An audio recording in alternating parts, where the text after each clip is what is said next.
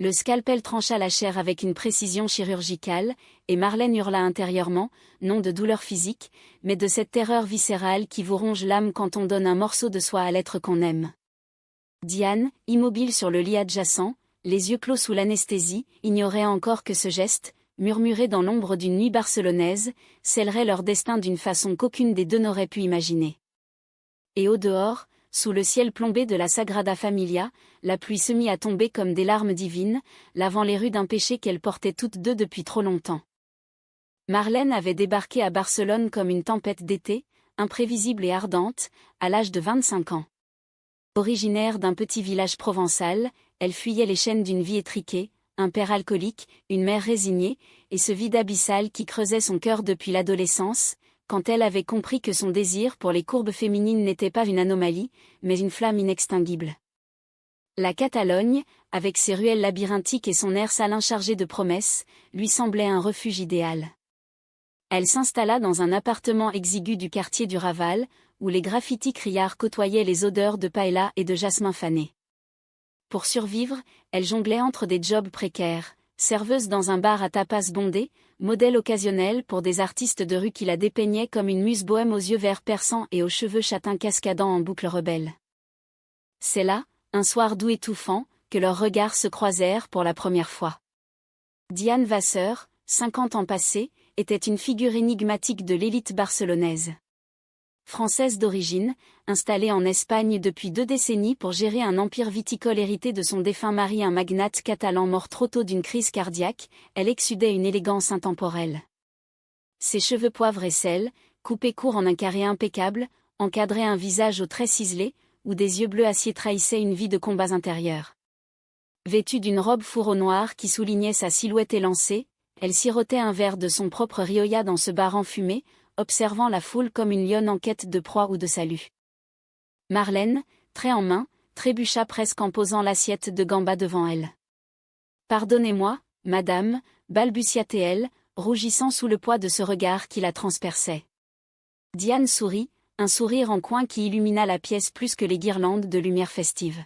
« Appelez-moi Diane. »« Et vous, avec ces yeux qui dansent comme la Rambla sous la pluie, comment vous appelez-vous » La conversation s'emballa comme un feu de joie. Diane, veuve sans enfant, confia son amour pour les vignobles de Priorat, Marlène, sa passion pour les poèmes de Lorca et les nuits volées aux étoiles.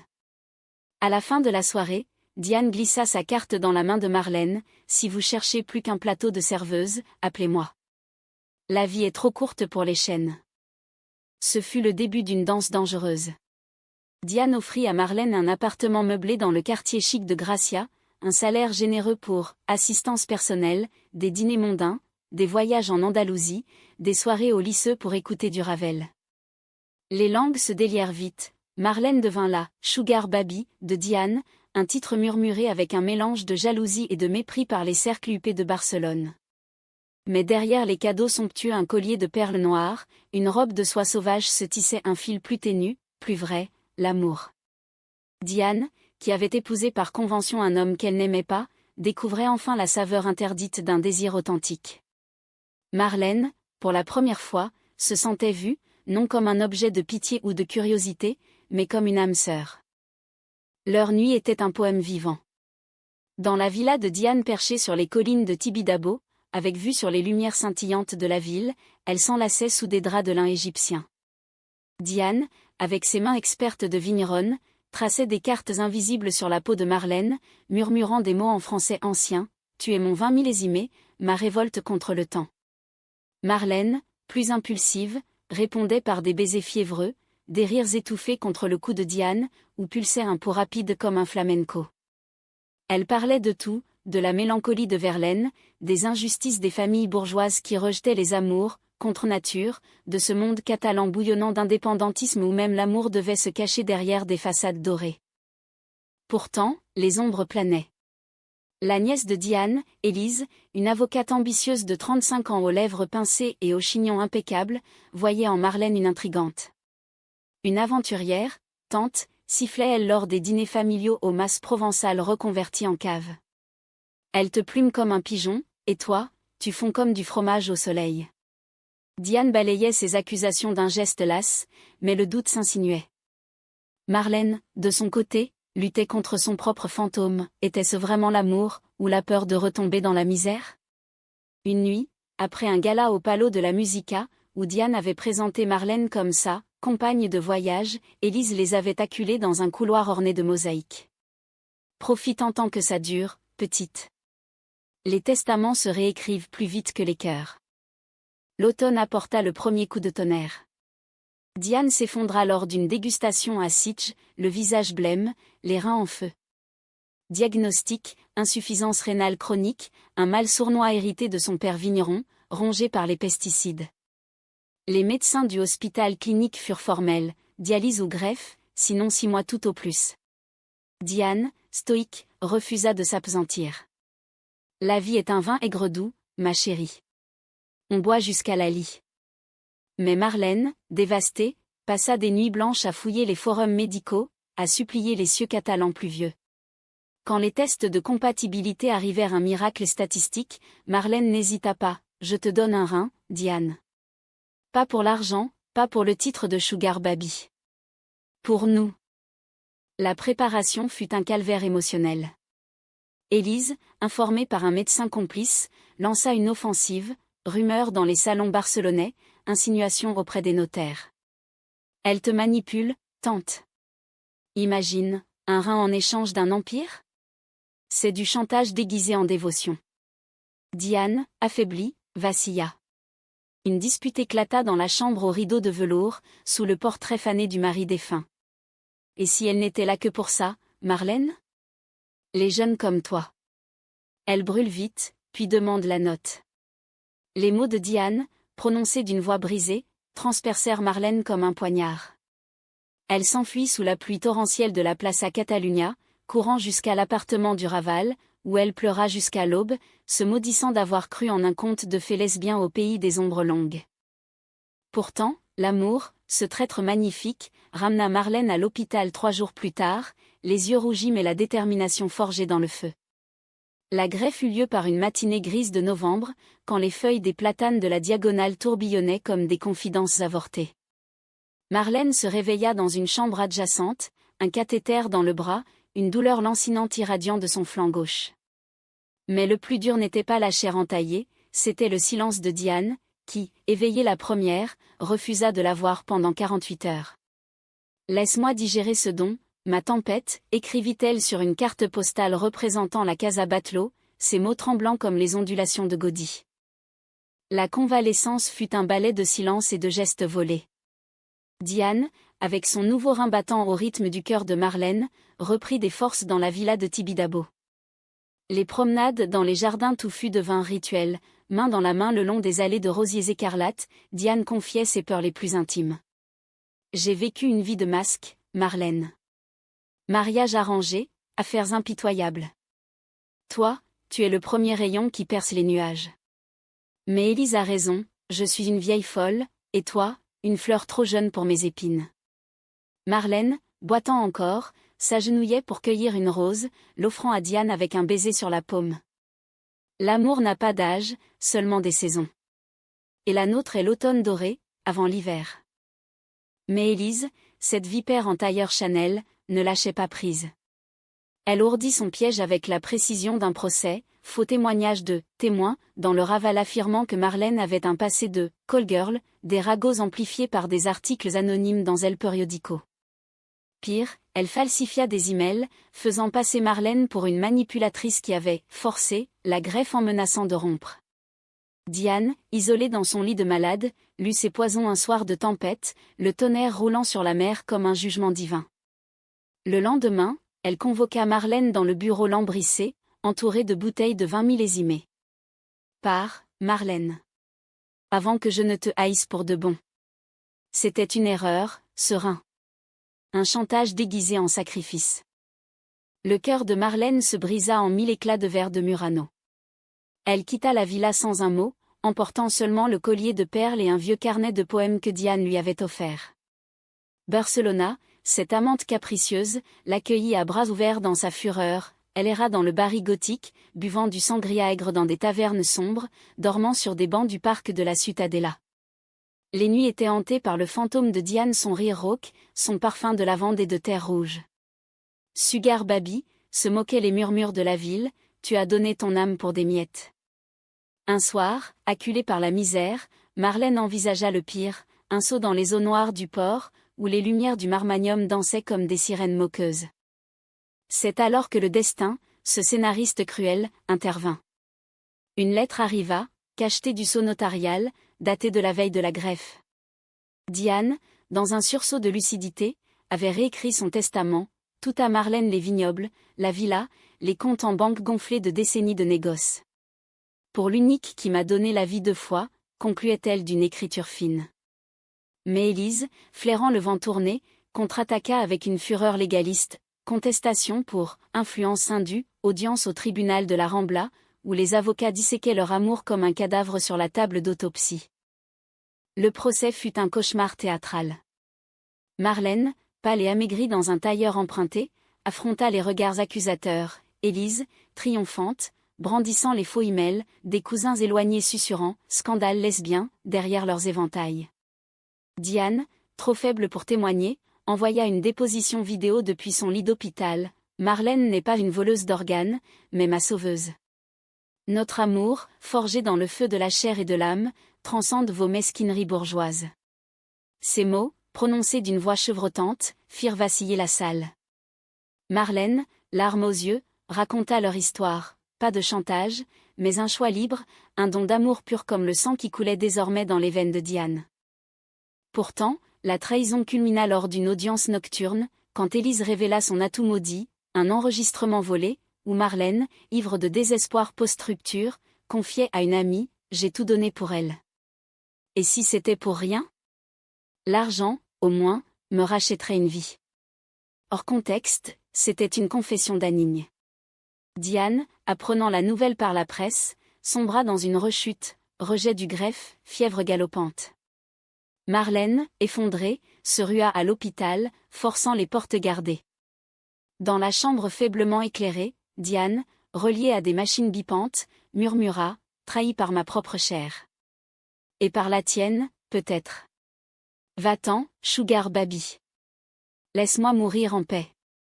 Marlène s'effondra à genoux, les mains crispées sur le bord du lit, un sanglot déchirant l'air comme un cri de mouette blessée. Je t'aime, Diane.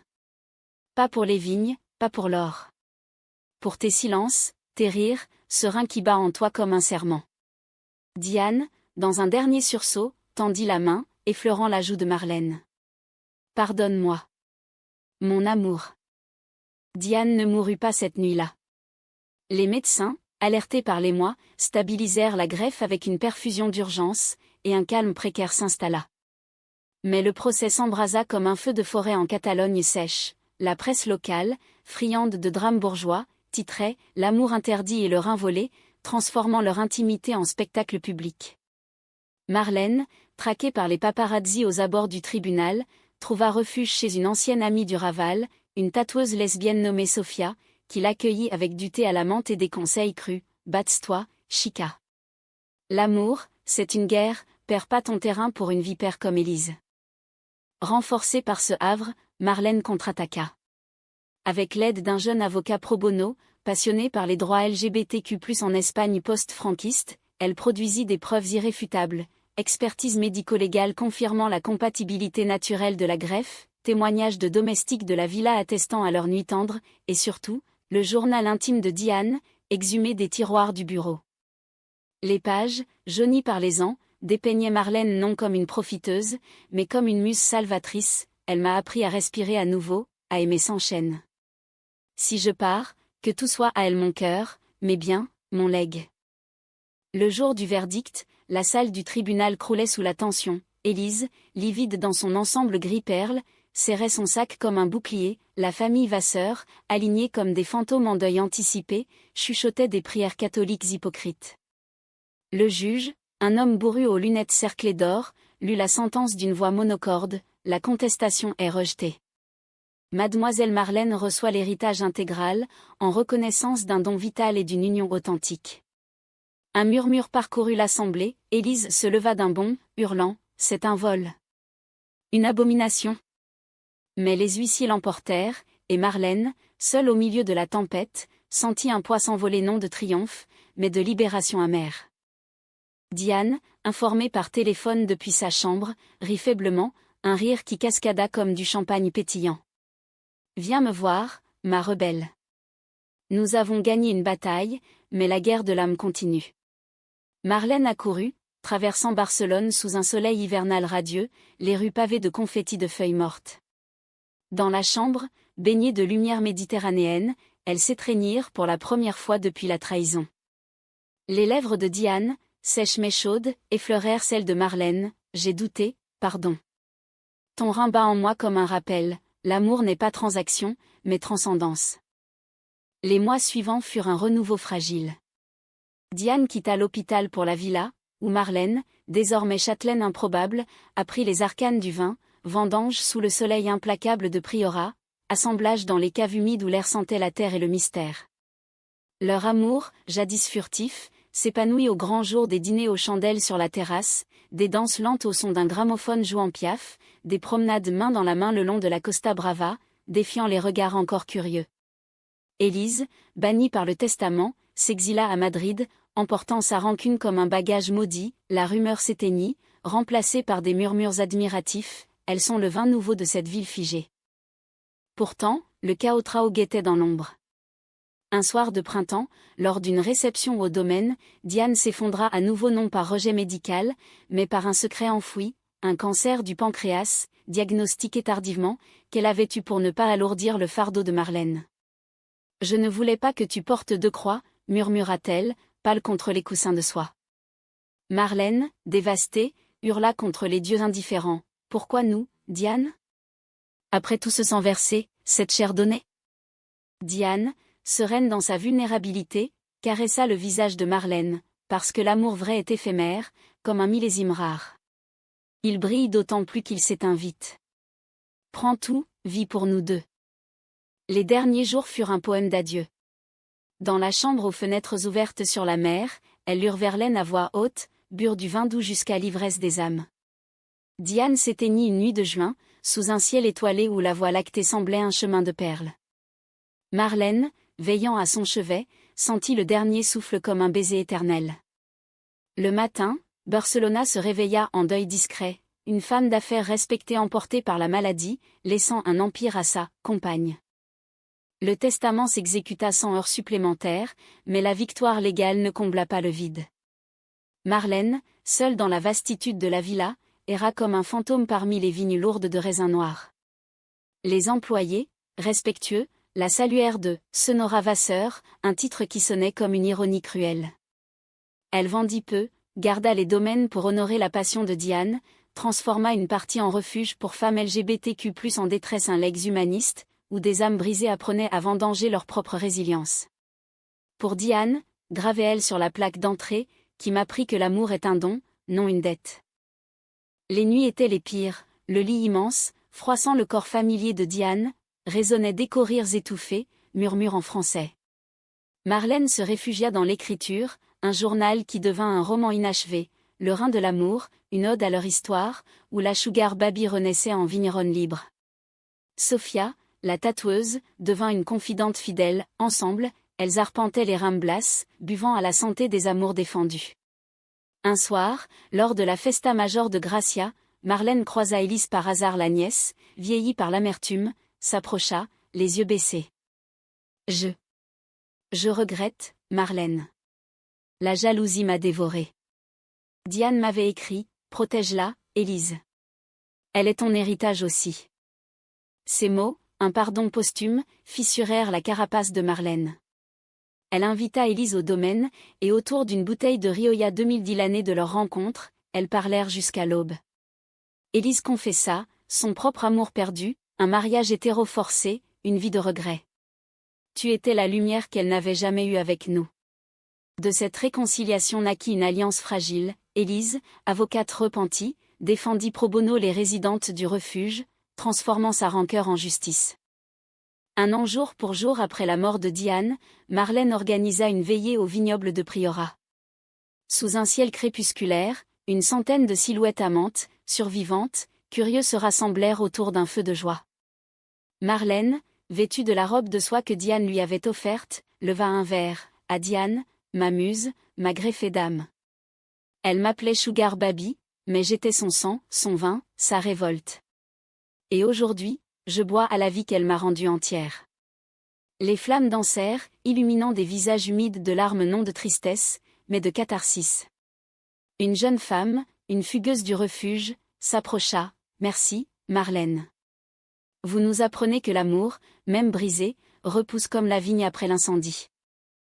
Marlène sourit, sentant pour la première fois le Rhin manquant non comme une perte, mais comme un pont vers l'éternité. Barcelona, cette cité de passion tordue et de soleils impitoyables, l'avait forgée, de Sugar Baby à gardienne d'un legs humain. Elle marcha seule vers la mer ce soir-là, le collier de perles contre sa peau, et murmura au vent, « Tu vis en moi, Diane. » Dans chaque gorgée, chaque baiser volé aux étoiles. Le vague applaudir, et pour la première fois depuis l'adieu, Marlène rit un rire libre, romantique, profondément français dans son élégante mélancolie. Ainsi s'achève notre conte catalan, où la trahison forge l'empathie, le sacrifice illumine l'héritage, et l'amour lesbien, loin des stéréotypes, s'élève comme un monument à la condition humaine, fragile, généreux, immortel. Dans les ruelles de Barcelone, on murmure encore leur histoire, un vin qui mûrit avec les ans.